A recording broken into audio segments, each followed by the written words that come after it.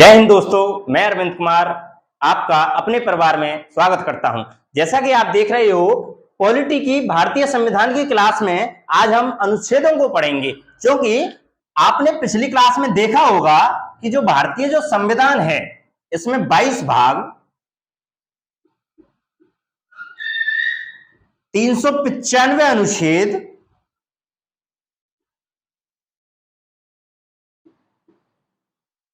और 12 अनुसूचियां हैं।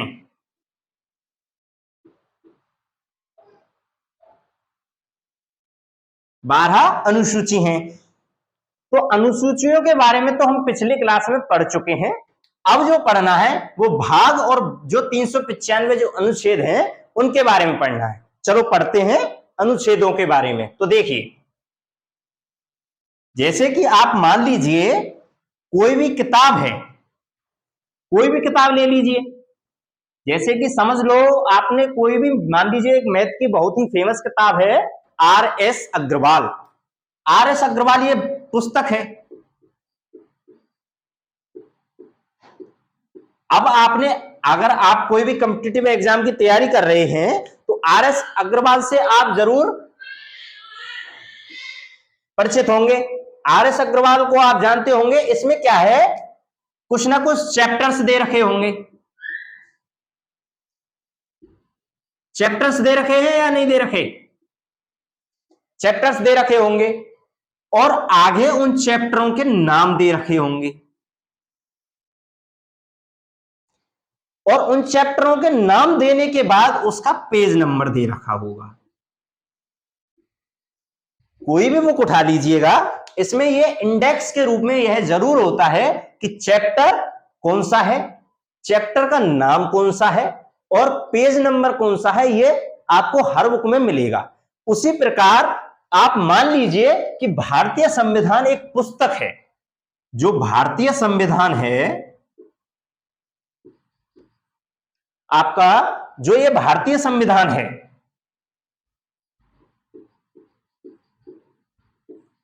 यह भी एक पुस्तक है। इसमें क्या है, इसमें 22 चैप्टर हैं। 22 भाग आपने पढ़े होंगे, तो जो इसके 22 भाग हैं वो इसके 22 चैप्टर हैं। उन चैप्टरों के नाम जैसे कि आपने पढ़ा होगा भाग 3 में मूल अधिकार, मूल अधिकार। डीपीएसपी भाग 4 में है, तो चौथे चैप्टर में क्या है, डीपीएसपी। तीसरे चैप्टर में क्या है, आपका मूल अधिकार। तो ऐसे करके प्रत्येक चैप्टर में प्रत्येक चैप्टर का नाम दे रखा है। अब आगे क्या, जैसे कि आप पढ़ेंगे मूल अधिकार कहां से कहां तक, आर्टिकल 12 से लेकर 12 से 35 तक हैं। तो आपको पता चल गया कि जो मूल अधिकारों का जो पेज नंबर है कहां से कहां तक है, 1235, 12 से 35। तो उसी प्रकार समझ लीजिएगा कि जो मूल अधिकार में जो आर्टिकल आएंगे वो कहां से कहां तक आएंगे, 12 से 35 आर्टिकल तक। अनुच्छेद 12 से लेकर अनुच्छेद 35 तक। आया समझ? ये एक सीधा सा सिंपल सा कंसेप्ट था जिसके माध्यम से आप समझ गए होंगे कि जो भारत के जो संविधान में कितने भाग हैं वो एक किताब के चैप्टर के समान है। जो नाम होता है चैप्टर का, उसमें जो भागों में क्या क्या दे रखा है वो एक चैप्टर के नाम के समान है, और जो उसमें जो अनुच्छेद हैं उन भागों में वो एक किताब के पेज नंबर के समान है। ठीक है, आगे समझ। अब चलते हैं भाग 1 की तरफ। चलो अब देखेंगे कि भाग 1 क्या है, उसमें क्या दे रखा है, उसमें कहां से कहां तक आर्टिकल है, उसके पेज नंबर क्या है। देखिए, तो जो भाग 1 है भारतीय संविधान का, भाग 1, इसमें जो आर्टिकल आते हैं वो हैं आपके, अगर कोई इंग्लिश मीडियम का बच्चा है तो वो आर्टिकल लिख ले, अनुच्छेद 1 से 4, आर्टिकल 1 से 4। अब जो आर्टिकल 1 है उसमें क्या है, जो आर्टिकल, जो अनुच्छेद 1 है इसमें क्या दे रखा है, इसमें बताया गया है कि जो भारत है, जो भारत है वो एक संघ है, संघों का समूह है। संघ एवं उसका राज्य क्षेत्र का वर्णन भाग 1 में कर रखा है। और एक जो अनुच्छेद 1 है उसमें क्या बताया गया है कि भारत में 28 राज्य हैं और 8 केंद्र शासित प्रदेश हैं। भाग 1 में क्या बताया गया है कि जो भारत के जो संघ और उसके राज्य क्षेत्र के बारे में,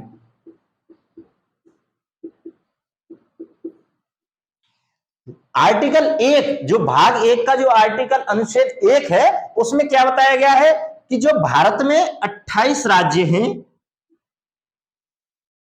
तथा कितने केंद्र शासित प्रदेश, 8 संघ शासित प्रदेश, केंद्र शासित प्रदेश हैं। आगे समझ। और एक बात और कही है भाग जो अनुच्छेद 1 है उसमें कि जो 28 राज्य और जो 8 केंद्र शासित प्रदेश हैं उनका वर्णन कहां पर है, अनुसूची 1 में। अनुसूची 1 में तो भारत का जो राज्य क्षेत्र है उसका वर्णन किसमें किया गया है, भाग 1 में। भाग 1 के अनुच्छेद 1 में क्या बताया गया है कि भारत में 28 राज्य हैं, 8 केंद्र शासित प्रदेश हैं। और 8 जो केंद्र शासित प्रदेश और जो 28 राज्य हैं उनका विवरण कहां पर दे रखा है, जो भारत में भारतीय संविधान की जो अनुसूची 1 है उसमें उनका वर्णन दे रखा है। आपने देखा होगा किसी भी देश का जो राज्य क्षेत्र होता है वो 3 तरीके का होता है। 3 तरीके का कौन कौन सा, तो जो 3 तरीके होते हैं वो होते हैं आपके, पहला कन्फेडरल, पहला होता है आपका कन्फेडरल जिसको कहते हैं परिसंघ। परिसंघ सबसे कमजोर होता है। इसमें क्या होता है कि बहुत से जो राज्य होते हैं वो अपनी थोड़ी थोड़ी शक्तियां केंद्र को देकर एक देश का निर्माण कर लेती हैं। इसमें बहुत ही जल्दी देश का विखंडन हो सकता है। जो राज्य होते हैं वो अपनी कुछ कुछ जो शक्तियां होते हैं, शक्तियों को केंद्र को दे देते हैं और जो केंद्र होता है वो उन पर शासन करता है। लेकिन जब जब उनको दिखता है कि हमारी शक्तियों का हमने जो उनको पावर दी है उनका गलत दुरुपयोग हो रहा है तो वो इस देश से टूट जाते हैं। तो बहुत ही आसानी से टूट सकते हैं किसमें, कन्फेडरल परिसंघ में। ठीक है, तो ये सबसे कमजोर होता है। दूसरा आपका आता है फेडरल, यानी कि संघ। फेडरल में क्या होता है, फेडरल में जो राज्य होते हैं वो एक समझौता करते हैं और समझौते के अनुसार एक देश का निर्माण करते हैं। विभिन्न विभिन्न राज्य, जैसे कि मान लो अगर भारत में 28 राज्य हैं, यह समझौता कर लें और एक देश का निर्माण कर लें तो वो क्या कहलाएगा, संघ, यानी कि फेडरल, फेडरल कहलाएगा। अब फेडरल में क्या है, अगर वो समझौता टूटा, अगर उस समझौते के विरुद्ध कुछ कार्य हुआ तो जो देश है उसका विखंडन हो जाएगा।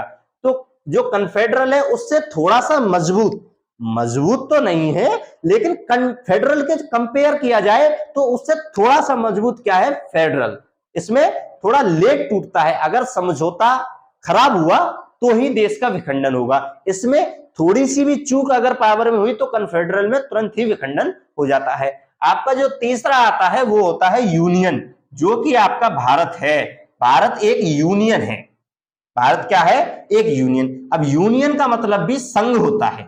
आपने प्रस्तावना में देखा होगा भारत एक संघ है, भारत एक संघ है। तो यूनियन आपके लिए अच्छा रहेगा अगर आप इसे इंग्लिश में याद करें, क्योंकि अगर हिंदी में पढ़ोगे तो संघ, फेडरल में संघ, यूनियन में संघ, दोनों में संघ होता है तो आप कंफ्यूज हो सकते हो। इसलिए आप इसको इंग्लिश में याद कर लीजिएगा, कन्फेडरल परिसंघ, फेडरल और यूनियन। कन्फेडरल में क्या होता है कि जो राज्य होते हैं वो अपनी शक्तियां दे देते हैं केंद्र को और एक देश का निर्माण करते हैं।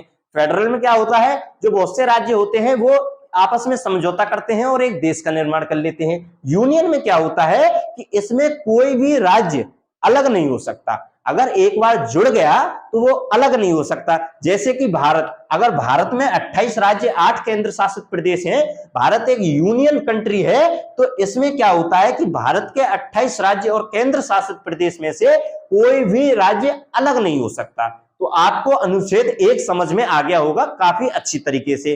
अब देखते हैं अनुच्छेद 2 को कि अनुच्छेद 2 में क्या दे रखा है। अब अनुच्छेद 2 क्या कहता है, अनुच्छेद 2 कहता है, आर्टिकल 2, इसमें क्या है, राष्ट्रपति की अनुमति से संसद किसी भी देश के राज्य को अपने भारत देश में मिला सकता है। यानी कि अगर कोई भी विदेशी राज्य या फिर देश अगर वह भारत में मिलना चाहता है तो राष्ट्रपति की अनुमति से संसद उस देश को या उस राज्य को भारत में मिला सकता है। जैसा कि आपने देखा होगा, जो 1975 का 35वां संविधान संशोधन था, सिक्किम भारत का राज्य बना था। जो सिक्किम देश था वो भारत का राज्य बना था, क्योंकि जो चीन ने तिब्बत में हमला कर दिया था और तिब्बत को इतनी अच्छी तरीके से कूटा था, तिब्बत के निवासियों को, कि उनको क्या किया था, अलग अलग प्रांतों में भेज दिया, जिससे वो एकत्रित नहीं हो पाए और पूरे तिब्बत को बर्बाद कर दिया था। तिब्बत के जो लोग थे उनको बहुत बुरी तरीके से मारकर अलग अलग दिशाओं में भेज दिया था और पूरा तिब्बत बर्बाद हो गया था। तो सिक्किम को डर लग रहा था कि तिब्बत से अच्छा तो हम भारत में मिल जाएं, क्योंकि तिब्बत के बाद जो चीन के निशाने पर था वो कौन था, सिक्किम ही था। तो सिक्किम ने भारत के साथ समझौता किया और वह भारत का एक राज्य बन गया, भारत का 22वां राज्य। 1975 35वां संविधान संशोधन आ गया, होगा समझ। अब जो आर्टिकल जो 3 है, आपका जो अनुच्छेद 3 है वो क्या कहता है? अनुच्छेद 3 कहता है कि भारत की संसद किसी भी राज्य का नाम परिवर्तन कर सकती है, उसकी सीमाओं में परिवर्तित कर सकती है और उसका जो क्षेत्र है उसको काटकर बढ़ा भी सकती है और घटा भी सकती है। ठीक है, इसमें क्या है, किसी राज्य का नाम रख सकती है, जैसे कि उत्तर प्रदेश का अगर नाम रख दें योगी प्रदेश, गुजरात का नाम लिख दे मोदी प्रदेश, कुछ भी नाम रख सकती है, ये भारत की संसद डिसाइड करेगी। और क्या कि जो राज्य क्षेत्र हैं उनका, जो भारत का जो राज्य है उनमें विभाजन कर सकती है। जैसे कि आपको पता है कि 2000 में उत्तर प्रदेश से उत्तराखंड बन गया, बिहार से छत्तीसगढ़ बन गया, तो उसी प्रकार आंध्र प्रदेश से तेलंगाना बन गया। तो उसी प्रकार किसी भी राज्य का विभाजन किसी भी राज्य को टुकड़ों में बांट सकती है भारत की संसद। तो आ गया आपको समझ। भाग 3 में क्या है, देखिए भाग 1 में तो वर्णन दे रखा है कि भारत में 28 राज्य और 8 केंद्र शासित प्रदेश हैं। आर्टिकल 2 में क्या बताया कि जो भारत की संसद है वो राष्ट्रपति की अनुमति से किसी भी विदेशी राज्य या फिर विदेशी देश को भारत में मिला सकती है। आर्टिकल 3 क्या कहता है कि जो भारत की जो संसद है वो किसी भी राज्य के टुकड़े कर सकती है, उसके नाम में परिवर्तित कर सकती है और उसका जो कार्य क्षेत्र है उसको परिवर्तित कर सकती है एवं उसके टुकड़े कर सकती है। कोई भी एक राज्य में से 2 राज्य बना सकती है। आगे समझ। अब जो आर्टिकल 4 क्या है, आर्टिकल 4 क्या कहता है, क्योंकि भाग 1 में आर्टिकल 1 से 4 दे रखा है तो आर्टिकल 4 को भी जानेंगे। तो अनुच्छेद जो 4 है, जो अनुच्छेद आर्टिकल जो 4 है उसमें क्या दे रखा है, तो इसमें कहा है कि अगर भारतीय संसद किसी भी देश के राज्य को भारत में मिलाती है या फिर उसके टुकड़े करती है या फिर उसका नाम परिवर्तित करती है तो उसमें राष्ट्रपति की अनुमति और एवं उस जो राज्य के टुकड़े कर रही है, जैसे कि मान लीजिए वो उत्तर प्रदेश का नाम चेंज कर रही है या फिर उत्तर प्रदेश का बंटवारा कर रही है, तो उत्तर प्रदेश की अनुमति लेना अनिवार्य नहीं है। राष्ट्रपति और उत्तर प्रदेश जो राज्य है उसकी अनुमति लेना अनिवार्य नहीं है। आर्टिकल 4 क्या कहता है कि आर्टिकल 3 और आर्टिकल 2 आर्टिकल 368 से बाहर हैं। आर्टिकल 368 से बाहर हैं, क्योंकि अगर कोई भी संसद किसी भी राज्य का विभाजन करना चाहती है तो उस राज्य से अनुमति नहीं लेनी पड़ेगी। अगर संसद चाहे उत्तर प्रदेश में से किसी और राज्य का निर्माण करना, अगर उत्तर प्रदेश का क्षेत्र काटकर किसी और राज्य को देना, तो उत्तर प्रदेश कितना भी गिड़गिड़ाए लेकिन उस पर कोई फर्क नहीं पड़ेगा, क्योंकि आर्टिकल 4 कहता है कि भारतीय संसद को किसी भी राज्य की अनुमति नहीं लेनी पड़ेगी अगर उस राज्य का बंटवारा या फिर उसका नाम परिवर्तन करना है तो आपको भाग 1 अनुच्छेद 1, 2, 3, 4 समझ में आ गया होगा। कन्फेडरल क्या होता है, परिसंघ क्या होता है, फेडरल और यूनियन क्या होता है, भारत एक यूनियन कंट्री है, ये सब आपको पता चल गया होगा। अब मिलते हैं अगली क्लास में भाग 2 के साथ। भाग 2 में क्या है, भारत के जो भाग 2 है उसमें कितने अनुच्छेद आते हैं, ये सब जानकारी अब हम अगली क्लास में लेंगे। तो मिलते हैं संविधान की अगली क्लास में। जय हिंद।